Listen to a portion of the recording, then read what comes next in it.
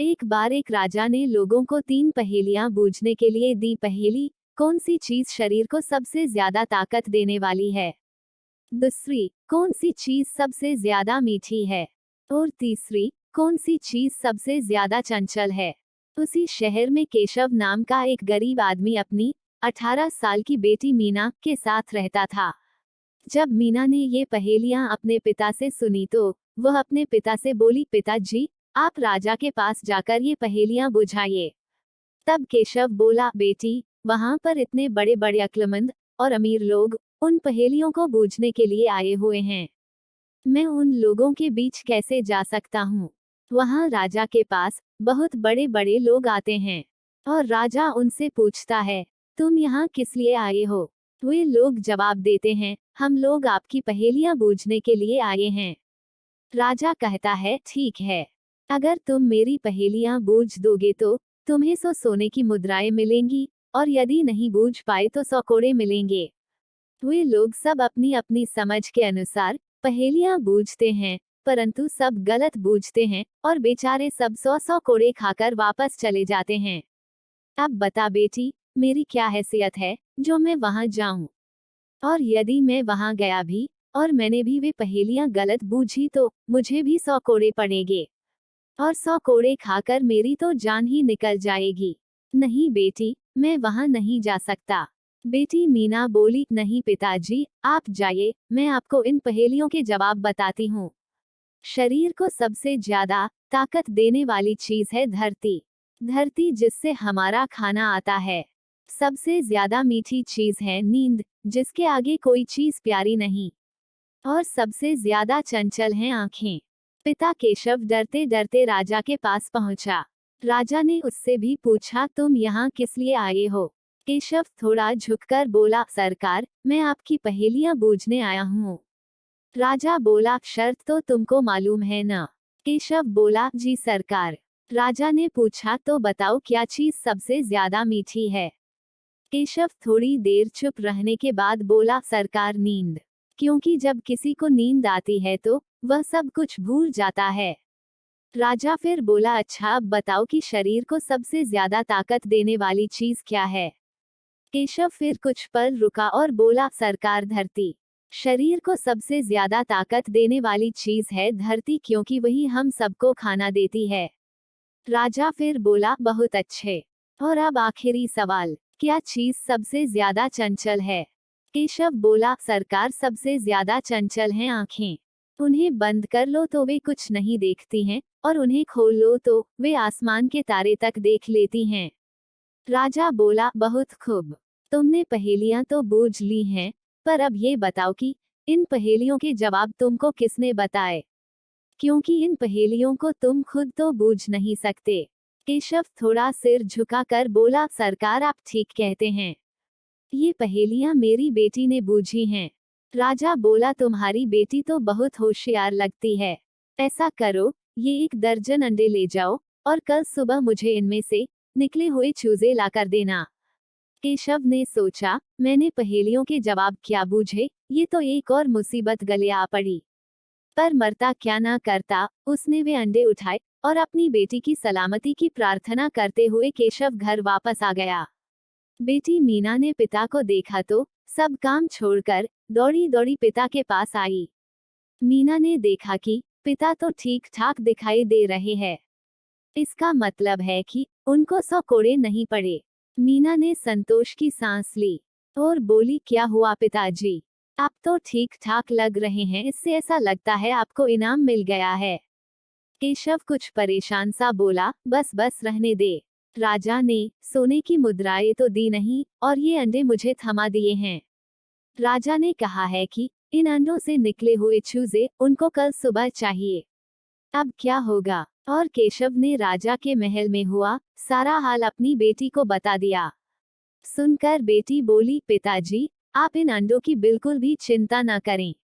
आइए पहले खाना खा लीजिए। जब तक मीना के पिता तैयार होकर खाना खाने आए, तब तक मीना वे सब अंडे पका डाले। कुछ उसने खुद खाए और कुछ उसने अपने पिता को खिलाए।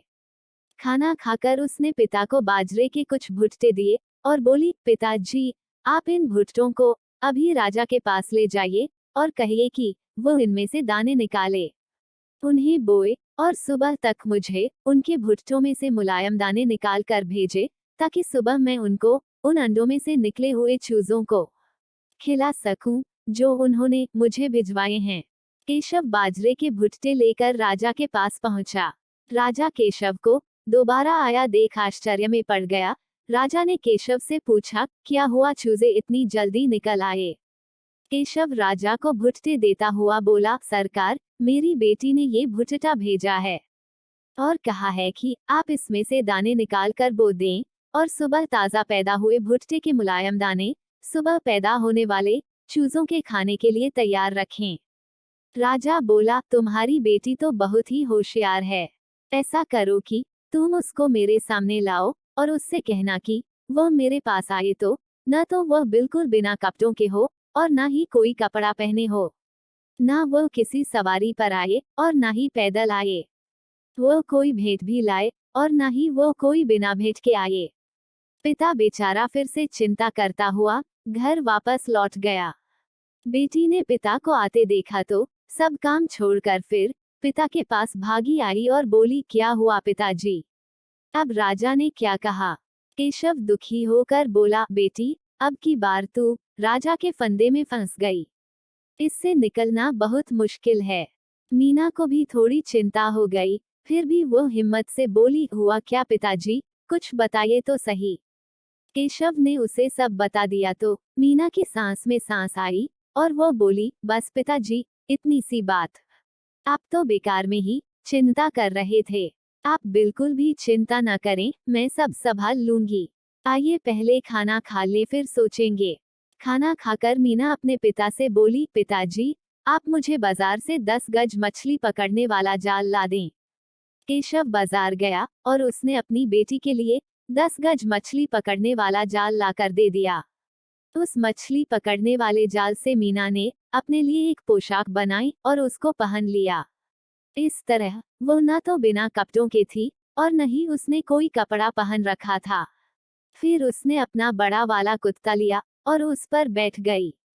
इस तरह वह न तो किसी सवारी पर सवार थी और न ही पैदल चल रही थी, क्योंकि उस पर बैठकर चलने से मीना के पैर केवल घिसट ही रहे थे।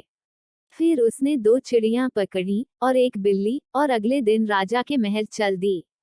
राजा ने जब उसे आते देखा तो उस पर अपने कुत्ते छोड़ दिए। मीना ने अपनी बिल्ली छोड़ दी तो राजा के कुत्ते मीना की बिल्ली के पीछे दौड़ पड़े और मीना राजा के महल में घुसी। राजा के सामने पहुंचकर उसने कहा, राजा जी, ये रही आपकी भेंटें, पकड़िए। ये कहकर उसने अपने हाथों में पकड़ी दोनों चिड़ियां छोड़ दी। चिड़ियां फुर से उड़ गईं और राजा उनको देखता रह गया। इस तरह वह भेंट लाई भी थी, पर राजा उस भेंट को ले भी न सका। राजा ने देखा कि वह कपड़े पहने भी थी और नहीं भी। इसके अलावा वह अपने कुत्ते पर सवार थी और उसके पैर घिसट रहे थे, सो वह सवारी पर थी भी और नहीं भी थी। राजा ये सब देखकर बहुत खुश हुआ। वह बोला, तुम बहुत होशियार हो। क्या तुम मुझसे शादी करोगी? मीना बोली, यदि आप चाहें तो। राजा फिर बोला, ठीक है, अभी तुम अपने घर जाओ। मैं कल तुम्हारे पिताजी से बात करूंगा और फिर हम शादी कर लेंगे। मीना अपने घर वापस आ गई और अपने पिता से बोली, पिताजी, राजा मुझसे शादी करना चाहते हैं। अगले दिन राजा केशव के घर आया और फिर उन दोनों की शादी हो गई। अब सारे लोग अपनी सारी उलझनों को सुलझाने के लिए रानी मीना के पास आते थे, क्योंकि वह सारे फैसले अक्लमंदी और समझदारी से करती थी, इसलिए सारे लोग उसके फैसलों से बहुत संतुष्ट थे। मेरे प्यारे दोस्तों, आपको कहानी कैसी लगी हमें कमेंट में ज़रूर बताइए। कहानी अगर अच्छी लगी है तो प्लीज़ लाइक कीजिए, शेयर कीजिए और चैनल को सब्सक्राइब करना ना भूलें। कहानी सुनने के लिए धन्यवाद।